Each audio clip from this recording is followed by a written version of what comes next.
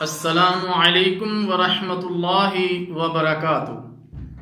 الحمدللہ وکفا والصلاة والسلام علی عبادہ الذین اصطفی، اما بعد، اللہم صلی علی محمد وعلی آل محمد۔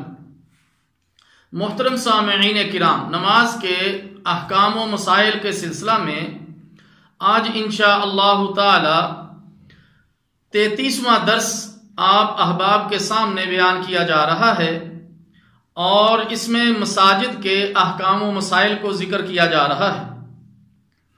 مسجد کی طرف جانے کے آداب: اپنے قریب والی مسجد میں جانا چاہیے، بغیر کسی معقول عذر کے دور والی مسجد میں نہیں جانا چاہیے۔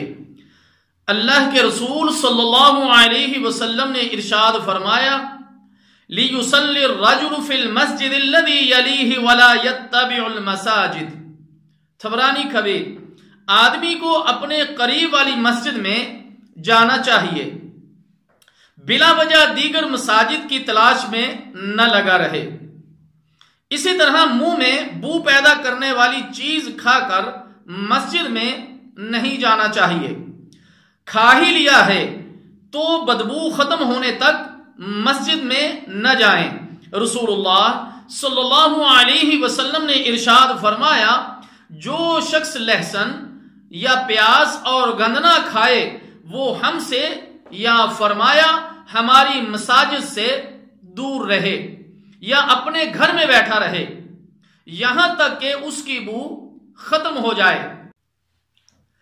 مسجد میں جانے سے قبل خاص خیال رکھنا چاہیے کہ جسم یا منہ سے کسی قسم کی بو تو نہیں آ رہی۔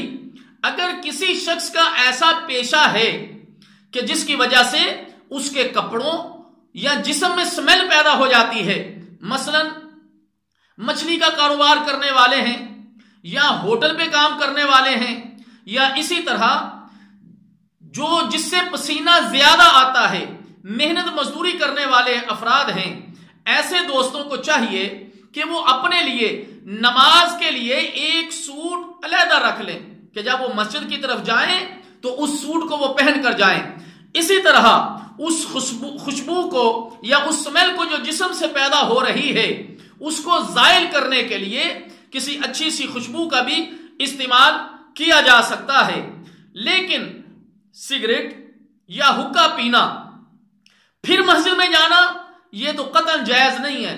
ایسے افراد کو چاہیے کہ اللہ کے لیے اس حقے اور سگریٹ کو اور اسی طرح کی ان چیزوں کو جو حرام ہے ان کو چھوڑ دیں، اور مسجد میں جانے سے پہلے اچھی طرح اپنے منہ کی وہ صفائی کریں۔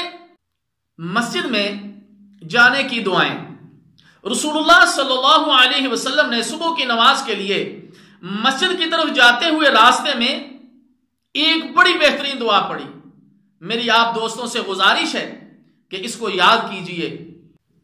اللہ کے رسول صلی اللہ علیہ وسلم نے اپنے رب سے اس طرح دعا کی، اللہم اجعل فی قلبی نورا وفی لسانی نورا واجعل فی سمعی نورا واجعل فی بصری نورا واجعل من خلف نورا ومن امام نورا واجعل من فوق نورا ومن تحت نورا اللہم اعطی نورا۔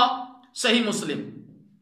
میرے محترم دوستو، بڑی بہترین دعا ہے، اس کو یاد کیجئے۔ اے اللہ میرے دل میں نور بنا دے، اور میری زبان میں نور بنا دے، اور میرے کانوں میں نور بنا دے، اور میری آنکھوں میں نور بنا دے، اور میرے پیچھے نور بنا دے، اور میرے آگے نور بنا دے، اور میرے اوپر نور اور میرے نیچے نور بنا دے۔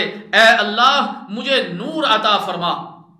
اسی طرح مسجد میں داخل ہوتے وقت یہ دعا پڑھنی چاہیے، اللہم افتح لی ابواب رحمتک۔ صحیح مسلم۔ اے اللہ میرے لیے اپنی رحمت کے دروازے کھول دے۔ اور مسجد میں داخل ہوتے ہوئے یہ دعا پڑھنے سے آدمی سارا دن شیطان سے محفوظ رہتا ہے، اور وہ دعا یہ ہے، اعوذ باللہ العظیم بوجہ الکریم وسلطانہ القدیم من الشیطان الرجیم۔ سنن ابی داؤد۔ میں عظمت والے اللہ کی، اس کے کریم چہرے کی اور اس کی قدیم سلطنت کی پناہ چاہتا ہوں شیطان مردود سے۔ اسی طرح مسجد سے نکلتے وقت یہ دعا پڑھنی چاہیے، اللہم انی اسألک من فضلک، صحیح مسلم، اے اللہ میں بلا شبہ تجھ سے تیرے فضل کا سوال کرتا ہوں۔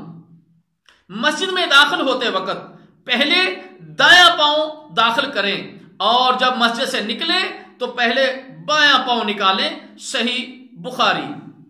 اللہ تعالیٰ جل شانہ سے دعا ہے کہ اللہ تعالیٰ ہمیں ان احکام اور مسائل کو سمجھنے کی اور عمل کرنے کی توفیق عطا فرمائے۔ مساجد کے باقی احکام و مسائل اگلے درس میں ذکر کیے جائیں گے۔ والسلام علیکم ورحمۃ اللہ وبرکاتہ۔